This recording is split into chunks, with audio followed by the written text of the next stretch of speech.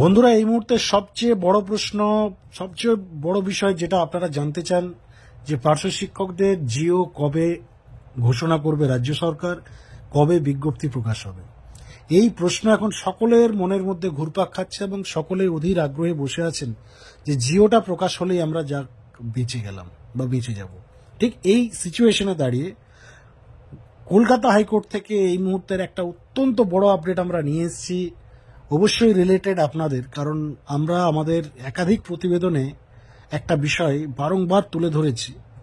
যারা শোনেন আমাদের বক্তব্যগুলো শেষ পর্যন্ত তারাই বুঝতে পারবেন, আদারওয়াইজ যারা ওই ললিপপ দেখে, ভাতা বৃদ্ধির ললিপপ দেখে যারা ক্লিক করে ভিডিও, তারা হয়তো বুঝতে পারবে না।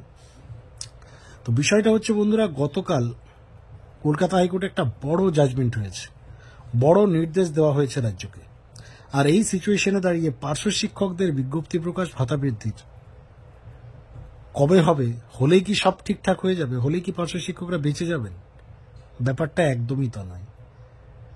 দেখুন, আমরা আমাদের একাধিক প্রতিবেদনে আপনাদের জানিয়েছি যে হাতে গোনা কিছু পার্শ্ব শিক্ষক ছাড়া যারা মোটামুটি পশ্চিমবাংলার গ্রাফ, পশ্চিমবাংলার ট্র্যাক রেকর্ড, পশ্চিমবঙ্গ সরকারের বিগত দিনের ইতিহাস এবং পশ্চিমবঙ্গের মেশিনারির কি কন্ডিশন স্ট্যাটাস রয়েছে আজকের ডেটে দাঁড়িয়ে, কেমনভাবে চলছে মেশিনারি, সে শিক্ষা হতে পারে, স্বাস্থ্য হতে পারে, প্রশাসনিক হতে পারে, কোনো ডিপার্টমেন্টাল কাজেই পশ্চিমবাংলা সঠিক এবং আইনত সঠিকভাবে করছে না, কিছু ভুল ত্রুটি থেকেই যাচ্ছে, যার ফলস্বরূপ হওয়া কাজগুলোর পরে কাজ হয়ে যাচ্ছে, কাজ করছে সরকার, কিন্তু হয়ে যাওয়া কাজগুলোর পরেও ব্যাঘাত ঘটছে পরে।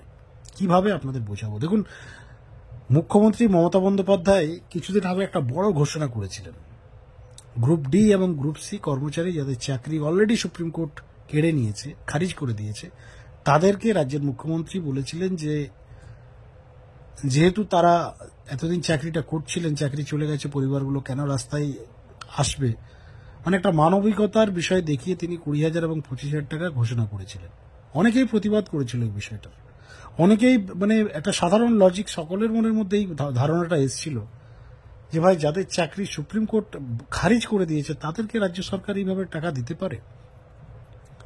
ঘোষণা হওয়ার পর আপনাদের জানিয়ে রাখি, অলরেডি বিজ্ঞপ্তি প্রকাশ হয়ে যায়, সরকারি অর্ডার রিলিজ হয়ে যায়, জারি আপলোড হয়ে যায়। কিন্তু গতকাল কলকাতা হাইকোর্ট সেটাকে টোটালি বাতিল করে দিয়েছে। কলকাতা হাইকোর্টের বিচারপতি, মাননীয় বিচারপতি অমৃতা সিনহা, তিনি পরিষ্কার বলেছেন যে রাজ্য সরকার তার লিমিট ক্রস করছে, তার এখতিয়ারের বাইরে কাজ করেছে, এইভাবে টাকা দেওয়া যায় না, এই মুহূর্তে কোনো টাকা দেওয়া যাবে না। অর্থাৎ রাজ্য সরকারের একটা সিদ্ধান্ত, একটা পলিসি এবং সেখানে একটা বিজ্ঞপ্তি প্রকাশ, সেই রিলেটেড টোটালটা ধামাচাপা পড়ে গেল, কাজ হলো না। তো ঠিক সেম রেফারেন্সে আমরা আমাদের একাধিক প্রতিবেদনে আপনাদের জানিয়েছি যে পশ্চিমবাংলায় এই যে জিও জিও নিয়ে এত প্রচার চলছে, কবে জিও প্রকাশ হবে, জিও প্রকাশ হলেই নাকি সব ঠিকঠাক হয়ে যায়, ব্যাপারটা একদম তা নয়। আমরা আমাদের একাধিক প্রতিবেদনে আপনাদের জানিয়েছি যে হাতে গোনা কিছু পার্শ্ব শিক্ষক ছাড়া সিংহভাগ পার্শ্ব শিক্ষকের দাবি, যাদের সাথে আমরা কথা বলেছি, যারা আমাদের সাথে কথা বলে তাদের অপিনিয়ন জানিয়েছেন, তাদের যেটা বক্তব্য যে দাদা, আমরা জিও চাই না, আমরা যে ভাতাটা বাড়ছে বা যেটা বাড়ার সম্ভাবনা রয়েছে বা যেটা বাড়ার খবর রয়েছে, যদি 2 টাকা, 5 টাকা, 2,000, 5,000, 10,000 যাই বাড়ুক, সেটা যতক্ষণ না আমাদের অ্যাকাউন্টে বর্ধিত ভাতা হিসেবে ক্রেডিট হচ্ছে, ততক্ষণ পর্যন্ত আমরা এই রাজ্য সরকারকে, তৃণমূল কংগ্রেসকে বা পার্শ্ব শিক্ষকদের রামসাম যদুমধু যত ধরনের 1 ডজন 2 ডজন নেতা আছে, আমরা কাউকে ট্রাস্ট করি না। সবাইকে আমরা দেখে নিয়েছি কার কত দম আছে, সে শাসকপন্থী থেকে শুরু করে বিরোধীপন্থী। এখানে ইচ্ছে হচ্ছে একজনেরই, মাননীয় মুখ্যমন্ত্রী এবং তার সরকারি সিস্টেম, এবং সেটাও যদি আইনসঙ্গতভাবে করে তবেই। এই হচ্ছে বিষয়। আমরা এই বিষয়টা বারংবার আপনাদের কাছে তুলে ধরেছি, অনেকেই বিষয়টা নিয়ে গুরুত্ব দেয়নি, নোটিস করেনি, আবার অনেকে ক্রিটিসাইজ করেছে। কিন্তু আজকে দেখুন, আমাদের কথাটা 100% মিলে গেল। যে বিষয়টা নিয়ে আমরা বারংবার আপনাদের জানানোর চেষ্টা করেছি, যে বিষয়টা নিয়ে আমরা বারংবার কনফিডেন্টের সাথে বলেছি যে যতক্ষণ না ক্রেডিট হচ্ছে অ্যাকাউন্টে, ততক্ষণ পর্যন্ত ভাতা বৃদ্ধির জিও নিয়ে অযথা লাফালাফি করে কোনো লাভ নেই। আপনারা সকলেই জানেন, গতকাল 9 তারিখ ছিল সোমবার, একটা হাওয়া ছিল সকলের মধ্যে যে 9 তারিখে হয়তো ভাতা বৃদ্ধি হতে পারে। আচ্ছা বলুন তো, এই 9 তারিখে ভাতা বৃদ্ধির খবর, সোমবারে ভাতা বৃদ্ধির খবর কেউ কি ডাইরেক্টলি আপনাদের বলেছিল? জিও প্রকাশ হবে কেউ বলেনি, কেউ বলেনি, শুধুমাত্র মিডিয়া হাউসের ক্রিয়েট করা একটা এজেন্ডা। আমরাও খবর করেছি এই নিয়ে। আব্দুল সালাম ইনডাইরেক্টলি বলেছেন, বলার পর সোমবারের আগেই পাল্টি খেয়েছেন যে না, আমি সোমবারে ঘোষণা হবে সেটার কথা বলিনি। আমি বলেছি চোখের পলকে হবে, আমি বলেছি যে কোনো মুহূর্তে হতে পারে, আমি বলেছি আজকালের মধ্যে হতে পারে। কবে হবে ইন্ডিভিজুয়াল ডেট তিনিও জানায়নি। সেখানে সাধারণ পার্শ্ব শিক্ষকরা ভেবে বসে আছে বাড়িতে যে ভাই সোমবারে হচ্ছেই। তো যারা ভেবে বসে আছে সোমবারে হচ্ছে, তাদেরকে তো হতাশ হতেই হবে, কিছু করার নেই। এবার আপনারা ডাক্তার সালামকে গালিগালাজ করতে পারেন, আদার্স নেতাদের করতে পারেন, সরকারকে করতে পারেন, ইউটিউবারদের করতে পারেন, কারো কিছু যায় আসে না। আপনাদের নেগেটিভ কমেন্ট, আপনাদের গালাগালে কারো 1%ও কিছু যায় আসে না। আপনারা অযথা যদি এক্সাইটেড হয়ে যান, আপনারা যদি অযথা আপনাদের ক্রেজ লেভেল বাড়িয়ে একদম দিশেহারা হয়ে যান, তাহলে সেই হতাশাটা আপনাদেরকেই ভোগ করতে হবে, কিছু করার নেই।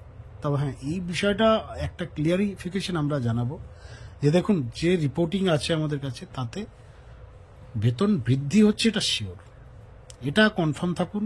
তার কারণ এখানেও কিছু পলিসি বিষয় রয়েছে, আবার সেই পলিসিগুলো আগামী দিনে আইনত জায়গাতে কতটুকু কি হতে পারে সেটা বলা মুশকিল। তবে হ্যাঁ, বেতন বৃদ্ধি করতেই পারে রাজ্য, এবং সেটা রাজ্যের এখতিয়ারের মধ্যে পড়ে। রাজ্য সরকারের সেই ক্ষমতা আছে। রাজ্য সরকার তার কোনো ডিপার্টমেন্টে যদি স্যালারি ইনক্রিমেন্ট করে, সেটা নিয়ে আইনত কোনো জটিলতা আশা করা যায় যে আগামী দিনে হবে না। তো বন্ধুরা, এই সমস্ত বিষয় নিয়ে আপনাদের রিয়েকশন, টেক, প্রতিক্রিয়া, আমরা জানি 100-র মধ্যে 80% নেগেটিভ প্রতিক্রিয়া আসবে। তার কারণ দেখুন, আজকে পশ্চিমবাংলার ব্যাপারটাও ঠিক একই রকম। অনেক মানুষ আছে যারা আমাদের ভালোবাসে। দেখবেন আমাদের এভরি ভিডিওতে যদি 50টা কমেন্ট পড়েছে তো 150টা লাইক আছে। এবার আপনারা অনেকে কমেন্ট করেন, এত গালিগালাজ, এত নেগেটিভ কমেন্ট খাচ্ছেন, তাও ভিডিও করে যাচ্ছেন কন্টিনিউ। আরে ভাই, সবসময় নেগেটিভ মাইন্ড নিয়ে কেন দেখেন আপনারা নেগেটিভিটিটা দেখেন, আমরা পজিটিভ বিষয়টা নিয়ে মোটিভেট হই। আমরা 50টা কমেন্টের মধ্যে 30 জন নেগেটিভ কমেন্ট করেছে, সেগুলোকে পাত্তা দিই না। আমরা পাত্তা দিই ওই 150টা, 200টা, 250টা লাইক যারা করেছে, যারা আমাদের প্রতিবেদনগুলো পছন্দ করেছে। আমরা মোটিভেট হই, আমাদের ভিডিও 10,000, 15,000, 20,000 মানুষ দেখছে এভরিডে। আজকে বেতন বৃদ্ধির হাওয়া আছে, মানুষ একটু বেশি দেখবে, এটা স্বাভাবিক বিষয়। কিন্তু যখন হাওয়া ছিল না, তখনও ডিএনএ বেঙ্গল মানুষ 10,000, 15,000, 20,000 দেখত। সেগুলো থেকে আমরা মোটিভেশন হই। যেদিন আপনারা দেখবেন না, সেদিন আমরা ভিডিও করা ছেড়ে দেবো প্যারা টিচারদের বিষয়ে, স্বাভাবিক বিষয়। আর আমরা তো দেখুন, কোনো ইউটিউবার বলে না, কোনো চ্যানেল বলে না, আমরা একদম ডাইরেক্টলি বলি, ভাই পোষালে দেখুন, নাহলে দেখার দরকার নেই। কারণ আপনি একজনের দেখা না দেখায় আমাদের কোনো যায় আসে না। যে 30 জন নেগেটিভ কমেন্ট করছে, তারা যদি ভিডিও না দেখে কোনো ইফেক্ট পড়বে আমাদের? কোনো ইফেক্ট পড়বে না। ইউটিউব একটা সমুদ্র, কোটি কোটি অডিয়েন্স আছে, এখানে 2-4 হাজার অডিয়েন্সের কোনো ভ্যালু নেই। একদম পরিষ্কার কথাই বলছি আমরা, 2-4 হাজার অডিয়েন্সের কোনো ভ্যালু নেই, 1%ও ভ্যালু নেই। আর নিউজ চ্যানেল এমনই একটা চ্যানেল, এটা আপনাদের দরকার আছে বলে দেখছেন, নট কেউ চ্যানেলকে ভালোবাসে না। আমার ছবি তো অনেকে আপনারা দেখো, ফেস ভ্যালুর তো এখানে কোনো বিষয় নেই, কারণ আমরা অনলি ফর পডকাস্ট নিউজ করি। তো যাই হোক, ভালো থাকুন, সুস্থ থাকুন। আশা করব এই সপ্তাহের মধ্যে পজিটিভ কিছু আসুক, এবং আমাদের আশাটা আরও একটু বেশি। আমরা চাইছি খুব দ্রুত সেটা ক্রেডিট হোক অ্যাকাউন্টে, ক্রেডিট হোক।